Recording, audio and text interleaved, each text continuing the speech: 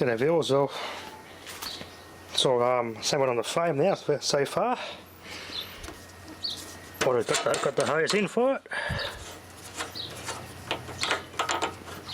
Ordered a 14mm spigot for this fitting, but they sent me a 15mm spigot, so I just buggered a line a bit off. I just ground 1mm off that one and put a smaller O-ring on it so it fits. Fits fine now, no leaks. I've restricted this end quite a lot and yeah, there's no leaks. There's no holding back with that pressure. And then the gun should be here tomorrow. And by at least Thursday I'll have a sandblaster attachment here as well. This thing's all good to go. That end there would also fit this one, so it's a 15mm spigot. There, fits inside there. But I want a 14mm because I measured the inside of this one. Oh no, it's 14mm on my one, on the other pump. The ad said it was all 14mm on the pictures and everything, but someone's obviously sent me on with a 15mm spigot on both ends. Bastards. Oh well, that wasn't the thing you deal with China. CCP scum, they always scam you. It's pretty good quality hose. It'll take the pressure. It'll take a bit more than its rating. November 2018. 2000 PSI. That'll handle 3000. They test pressure these things to more than that anyway before they burst, so this will be good enough. Even if it does fail, then cheap anyway. I only paid like 20 bucks for this hose. I want to try and find some way of putting a pressure gauge on this. The only place I can put it is down here. Take this bottom plug off, then find an elbow to come out, probably go out this way, put the gauge here. It's just I can come out there, put it below here, have a smaller gauge. Got to get some fittings because I want to be able to have a gauge on that. And this thing here is a burst. It's like an pressure. This probably doesn't have it, but not quite like that. That's a pressure adjustment.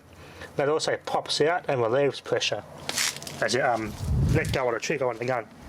That'll pop out and relieve pressure. That's what that one here would do. But this valve here does the same thing. I think if this gets messed around with and someone just decides to bypass it altogether to get maximum pressure till it blows this up, this will blow out first. That's just a safety thing. That's what that's for. That's in case someone overclocks this to the point where this all blows up, which is why it's like that. It's like a backup thing. Now I could draw this out, put a fitting in there for a gauge, but that'd be kind of redneck.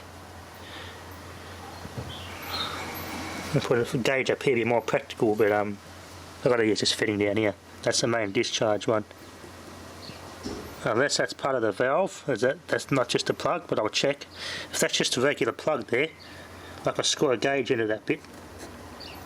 That will give me a pressure reading of the total output of this thing. The way this one here works, I say, all three of them come through this gauge. That's the total pressure. It's about 1000 PSI. It's not very powerful, this one. 1000 PSI is pretty average for your basic stuff, but this one is 3 times the power. This will be great for sandblasting. I can't wait to get it going when it all arrives. Do some cleaning. I might pull this motor off this frame and sandblast all this. Strip it bare, just give it a good paint job. Except for the galvanised, I want to strip that off. I just want to do that plate. Maybe do all this, see how it goes. Got to find where to get some good glass beads from. I'm sure the auto stores have got a bag of glass sandblasting beads. But this thing worked out awesome. Next step is to put a reel on here to wind the hose up on. I might even put a tank on here for sandblasting, for the sandblasting attachment. We'll see how we go. Might put a little frame around that, set a bucket in there of bead blasting sand for the sandblasting attachment, and leave this thing on the front for that. That'd be pretty cool. Or get a toilet cistern have a pre-fill tank, so this has always got water, even when this hose is off for a little bit. I've got a bit of time to turn this off if the water fails. That way you don't run it dry. It's like spit water ones do. You got like a system that fills up first before I get to the pump. This thing will suck out of a normal tank with that mains water pressure. It doesn't have to have water pressure like that directly from the mains, but it's good for convenience. Town water pressure never fails anyway. They've all got backups if the power goes off. They've got diesel pumps that pretty much start straight away if the power fails. Either way. Been a nice project, worked out good. Worked out bloody epic. Anyway, that'll be enough for now. Hang on. Wait. You could put your truck wash bottle there. Yeah, duh. A bottle of truck wash detergent would go there, and this would stay inside it. Just got to cut a hole in the lid to squeeze this through, a knife for that hose, and that's it. And pop that filter back on it, stick the truck wash drum there, and it will stay there. There you go. I might even move this if it's not already in the way. Truck wash bottle will go there for the soap, for washing cars. That'll be for put the hose reel on. And then the gun I got, the Lance, has got all the fittings for car washing, straight at all the different angle nozzles you can clip on. It's a quick connect. I might get a little bit of a steel plate somewhere, or I'll put it here, or somewhere out of the way, and just sit all the nozzles in it.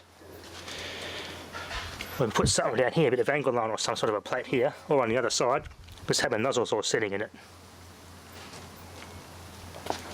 I don't know.